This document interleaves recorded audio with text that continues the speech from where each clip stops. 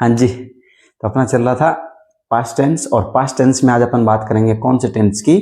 अपन बात करेंगे past perfect tense की।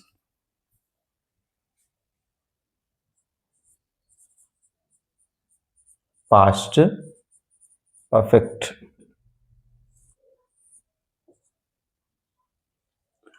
वही परफेक्ट का मतलब परफेक्शन, काम हो चुका, और कब हो चुका था? पास्ट में हो चुका था। तो वही है अपना, इसमें जो स्ट्रक्चर है सेम वही रहेगा, स्ट्रक्चर में कोई चेंज नहीं होने वाला। सबसे पहले आता है सब्जेक्ट, उसके बाद हेल्पिंग वर्ब, उसके बाद वर्ब, और फिर रिमेनिंग सेंटेंस। तो अपन बात कर रहे हैं अभी पास्ट परफेक्ट की। तो पास्ट परफेक्ट में अपन क्या करेंगे, जो हेल्पिंग वर्ब है वो आपकी आ जाएगी हैड, और जो वर्ब है वो क्या आ जाएगी? Third form. तो ये काम तो आसान हो गया, क्योंकि इसमें कोई कंफ्यूज होने वाली बात ही नहीं है। हेड अकेली है, तो चाहे आपका सब्जेक्ट है वो सिंगुलर हो, चाहे आपका सब्जेक्ट है वो सिंगुलर हो, चाहे आपका सब्जेक्ट क्या हो? प्लूरल हो, चाहे आपका डूअर ऑफ द एक्शन, काम को करने वाला एक हो, चाहे काम को करने वाले एक से ज्यादा हो, आपकी हेल्पिंग वर्ब कौन सी आनी है? हेड आनी है। और नेगेटिव में क्या होगा? आपके जो नोट लगेगा वो हेल्पिंग वर्ब के बाद लग जाएगा, हेड के बाद, हैड, नॉट।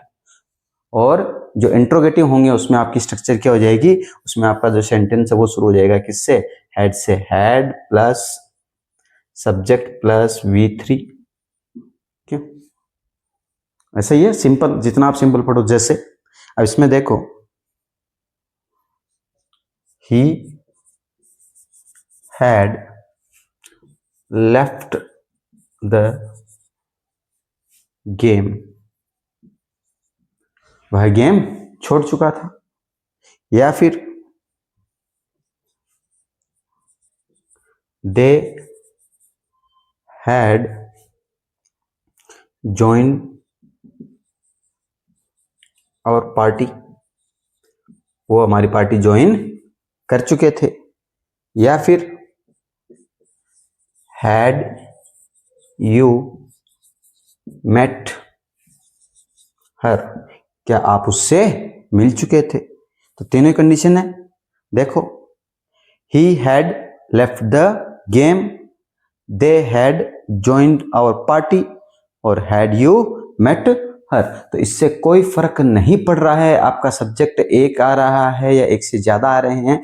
फर्क क्या पड़ रहा है कि अगर सिंपल सेंटेंस है तब तो आप सब्जेक्ट से शुरू कर रहे हो, और अगर आपका इंटरोगेटिव सेंटेंस आ गया तो आपने हेल्पिंग वर्ब से सेंटेंस को शुरू कर दिया। बस यही फर्क पड़ रहा है।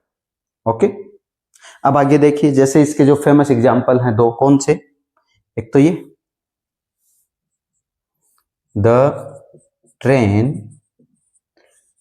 had left the station, the train had left the station before I reached।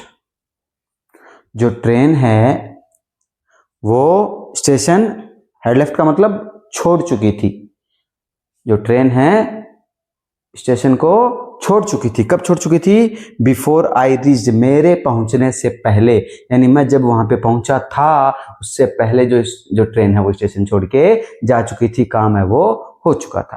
तो मैक्सिमम आप जब प्रेजेंट ये जो पास्ट परफेक्ट की बात करोगे इसमें आपके यही सेंटेंस आएंगे। अकेला नहीं आ सकता।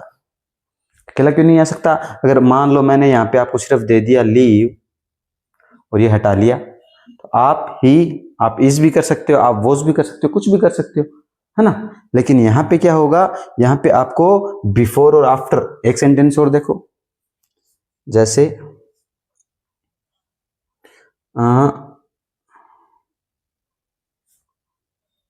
The doctor reached after the patient had died. हाँ, देखिए आप, जो आपका अगला सेंटेंस बना है, क्या बना है? The doctor reached after the patient had died, यानी रोगी के मरने के बाद क्या हुआ था? डॉक्टर पहुंचा था। राम नाम सत्य है, क्यों हो गया उसका राम नाम सत्य, है ना? मौत है वो निश्चित है, सबको आनी है।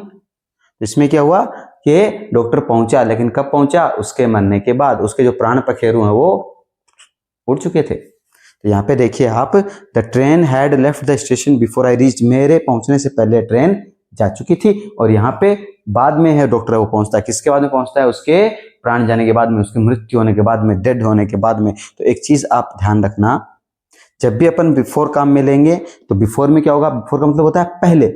जब भी अपन बिफोर काम में लेंगे तो पहले वाला सेंटेंस आएगा वो आएगा पास्ट परफेक्ट में, आगे वाला आएगा पास्ट सिंपल में। और आफ्टर का मतलब क्या होता है? बाद। आफ्टर का मतलब क्या होता है? बाद। और बाद में क्या होगा? जो बाद वाला सेंटेंस है वो किस में आएगा? पास्ट परफेक्ट में। तो उम्मीद है आपने ये सीखा होगा। आगे की वीडियो के लिए, आगे की इंग्लिश ग्रामर के लिए हमें फॉलो करिए, सब्सक्राइब करिए।